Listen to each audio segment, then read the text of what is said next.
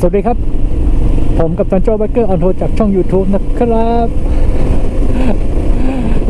วันนี้เป็นวันอังคารครับเช้าวันอังคารตอนนี้เป็นเวลา10 โมง 25บรรยากาศค่อนข้างหนาวนะวันนี้ผมจะพาไปเที่ยวอำเภองาวไปเที่ยวตรงหล่มภูเขียวครับ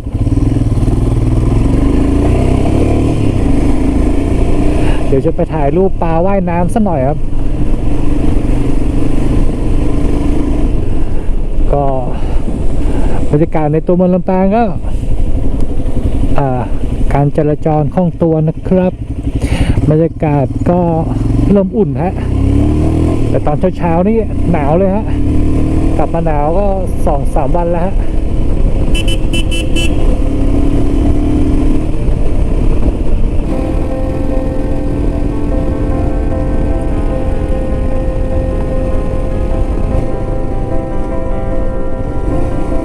PM 2.5 เผาป่ากันแล้วตรงนี้เป็นศาลเจ้าพ่อประตูผ่านนะครับ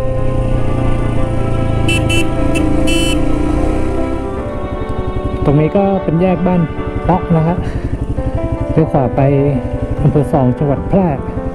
แต่เราจะตรงไปนะครับ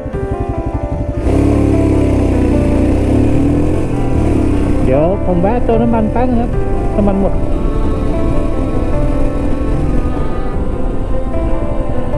ตัวนี้เป็นปตท.งาวนะฮะเดี๋ยวเติมน้ำมันก่อนแล้วก็เข้าน้ำปวดเยี่ยวโอเคเป็นเส้นทางเข้าไปนะฮะหล่มภูเขียวอีกประมาณ13 กิโลฮะไม่แน่ผมอาจจะเข้าไปตรงน้ำตกแม่แก้ก่อนก็ได้ฮะเดี๋ยวดูสถานการณ์ก่อนนะน้ำตกแม่แก้เข้าไปอีกประมาณ22 กิโลครับเราจะเดี๋ยวผมดูสถานการณ์ก่อนครับผมจะแวะที่ไหนก่อนโอเคฮะก็จะเป็นชุมชนประมาณนี้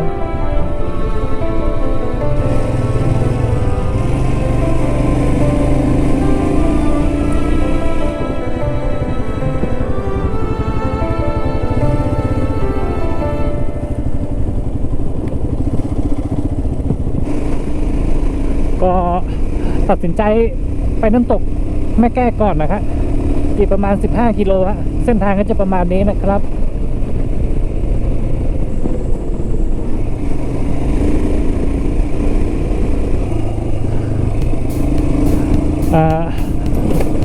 เส้นทาง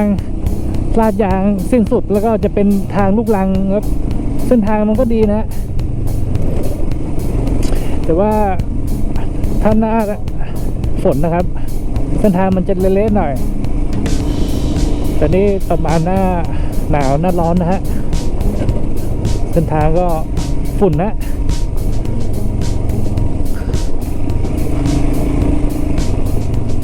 ฝุ่นอย่างหนาดูดิเจ้าทางไปได้ฮะ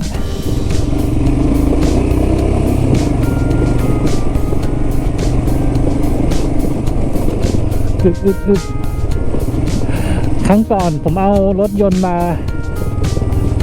แล้วก็ฝุ่นมันหนาแฟนก็เลยบอกว่ากลับเถอะไปได้ครึ่งทาง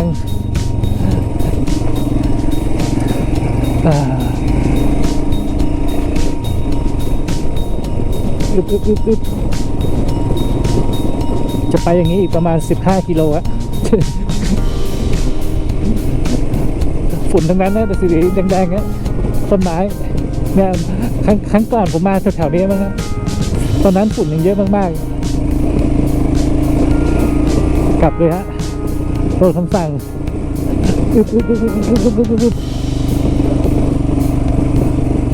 เนี่ยฝุ่นหนามากๆเลยนะดูดิฝุ่นทั้งนั้นเลยฮะ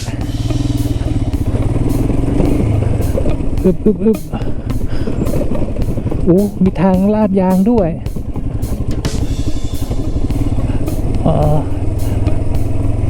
น่าจะงบหมดนะทางลาดยางลาดปูนนะตรงนี้ มีนิดเดียวอะ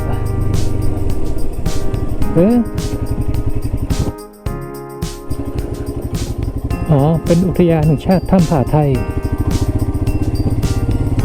มีเจ้าหน้าที่อยู่ด้วยฮะแต่ไม่ขอตรวจนะครับเขาก็ยิ้มแล้วปล่อยให้ผ่านไปได้ครับผม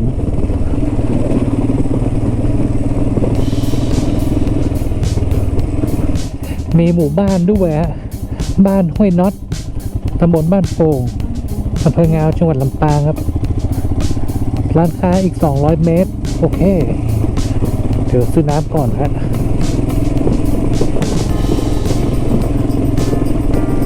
ไม่มีผู้คนแล้วนะครับเนี่ยนึกว่าเข้าไปในป่าแล้วเงี้ย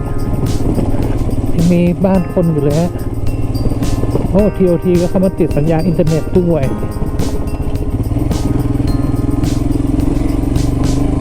ในร้านค้าอยู่ไหนวะ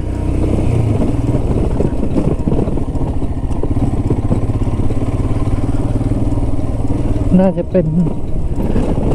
อ๋อชาไทยภูเขาฮะ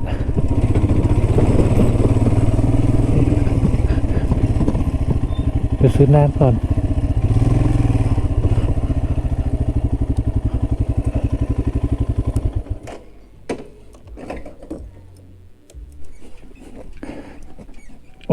โอเคครับ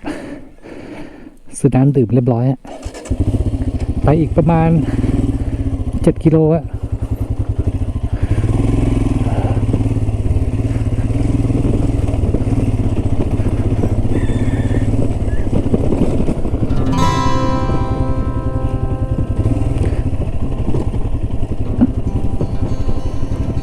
ถามเขา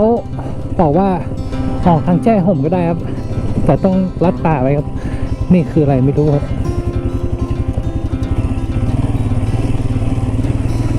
โอ้ร้านค้าเยอะเลยฮะ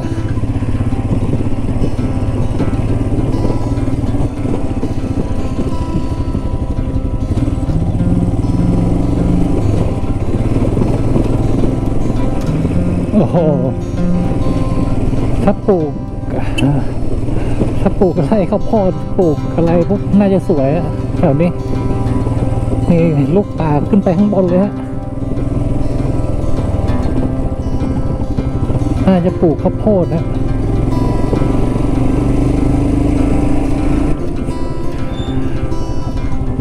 ตรงนี้มีป้ายบอกแล้วบ้านห้วยหกซ้าย1 กิโลโรงพยาบาลสตบ้านห้วยหกบ้านแม่แก้4 กิโลเราต้องไปทางขวาครับ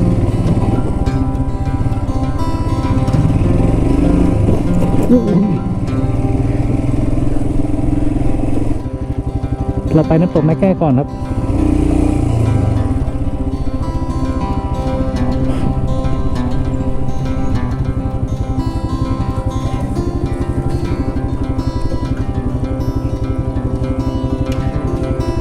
โอเคถึงแล้ว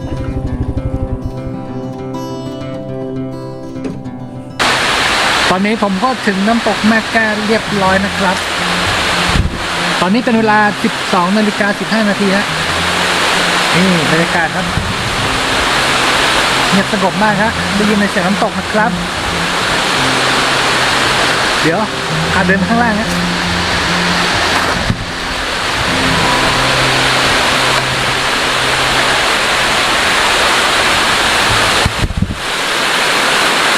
นี่น้ำใสไหลเย็นครับ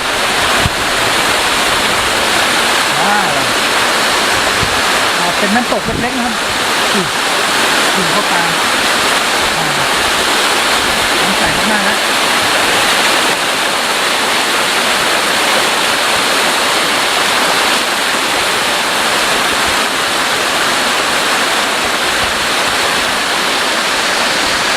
น่าจะลงเล่นน้ำได้นะเพราะว่าเห็นมีป้ายห้ามแล้ว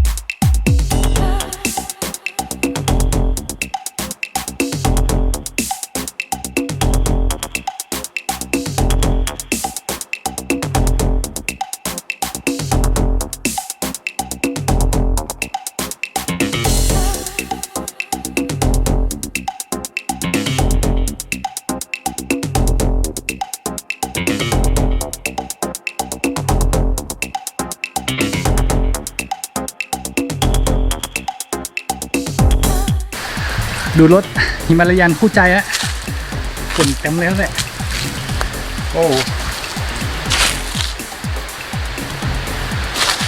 เดี๋ยวไปต่อครับผมไปต่อครับผมไปอีกน้ำตกหนึ่งนะ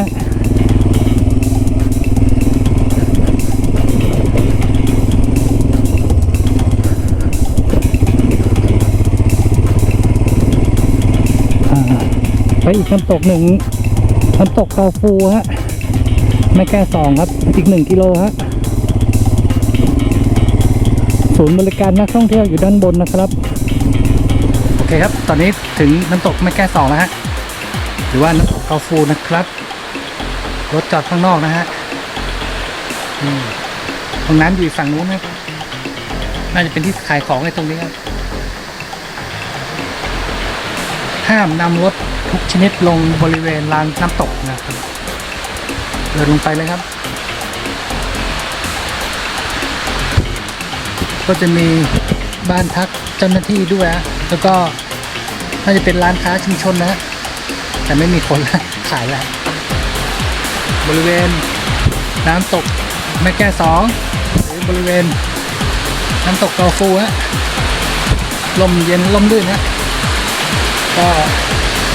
มันจะมีมันชื้นนะฮะน่าจะชื้นตลอดทั้งปีอ่ะมันจะให้น้ำเต็มเลยสวยงามครับว้าว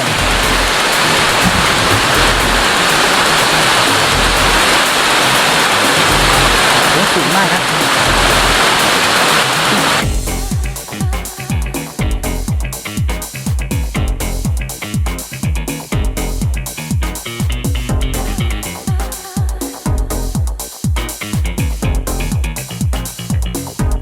มันจะเป็นชั้นๆลงมาเลยนะชั้นเล็กๆฮะ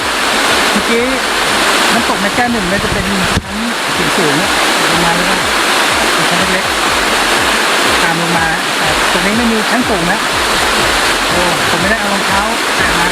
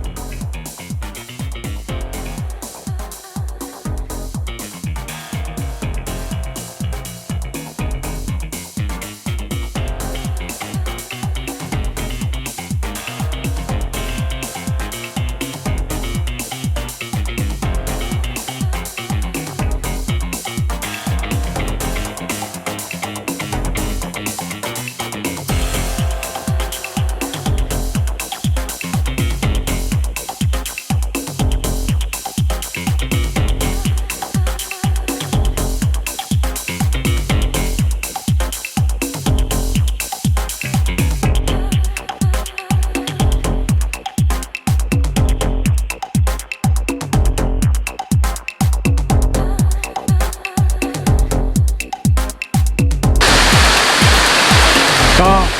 เก็บรูปได้ตามที่ต้องการแล้วฮะก็จะเดินทางกลับครับผมแต่ต้องไปแวะที่หล่มภูเขียวก่อนนะครับเดี๋ยวผมจะพาแวะไปครับผมตอนนี้เป็นเวลา 12:41 นาทีนะครับโอเคครับเดี๋ยวไปต่อฮะแล้วจะมาเที่ยวใหม่นะครับน้ำตก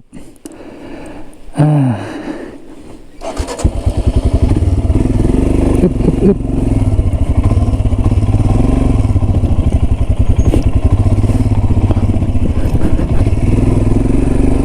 ด้านฝั่งนี้ก็จะเป็นสวนลำไยนะครับผมอุ้ยไปครับกลับครับอีก23 กิโลฮะเส้นทางเดิมนะครับผมเราเลี้ยวซ้ายฮะ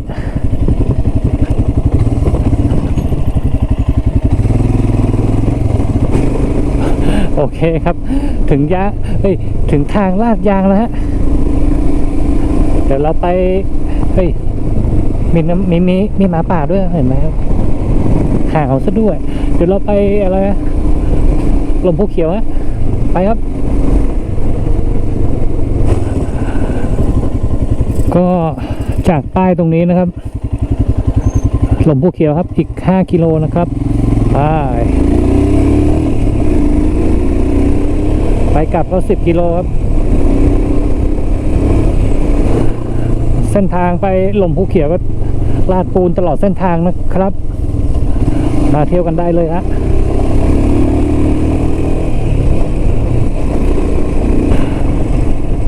เส้นทางก็ใกล้จะเสร็จฮะที่เพิ่งทำใหม่นะสวยงามฮะ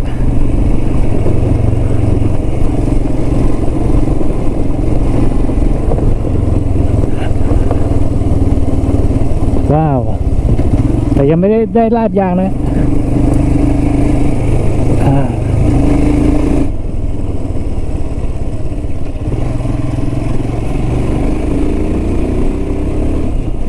ถึงแล้วครับมีร้านอาหารด้วย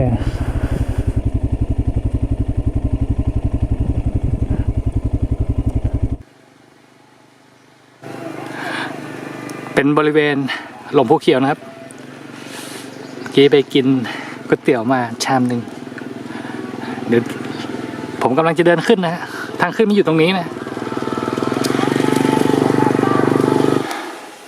โอ้โหเลยเหนื่อยเลยอะ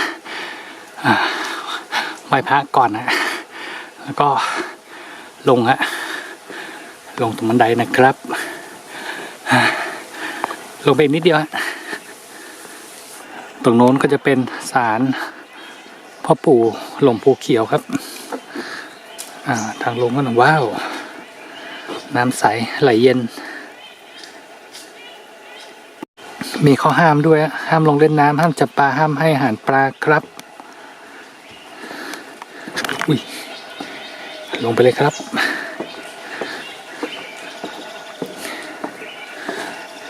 นี่มีที่ให้ถ่ายรูปด้วยว้าวสวยงามครับเดี๋ยวเราเอาโกโปรไปจุ่มน้ำกันเล่นกันครับถ่ายปลาในน้ำนะครับ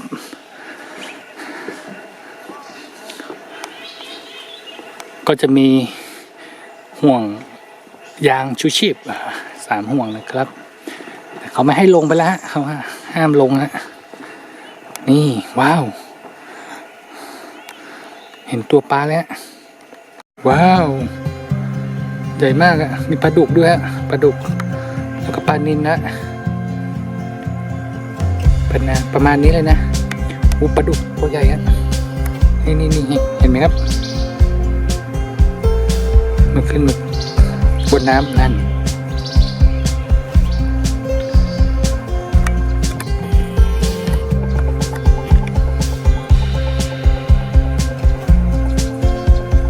เขาเรียกว่าปลาอะไรปลากาดำครับ3 ตัวใหญ่อะน้ำเป็นสีฟ้านะฮะ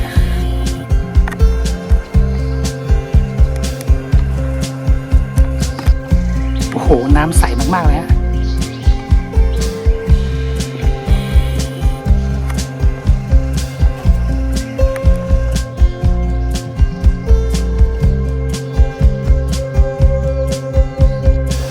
โอเคครับผมถ่ายภาพเป็นที่พอใจแล้วผมจะกลับแล้วเดี๋ยวเดินขึ้นดีกว่าโอเคครับเป็นเวลาบ่าย 2:26กำลังจะเดินทางกลับลำปางแล้วนะครับไปครับเดี๋ยวดูว่าไม่มีอะไรตกฮะไปครับ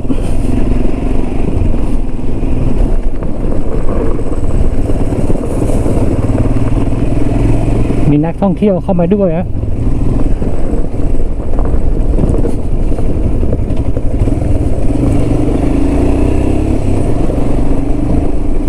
ฝุ่นตลบเลยครับตรงนี้ก็จะมีป้ายบอกนะครับเนี่ยไปครับ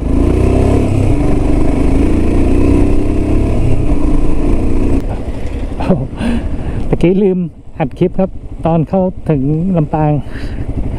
เมื่อกี้เอารถไปล้างมาเรียบร้อย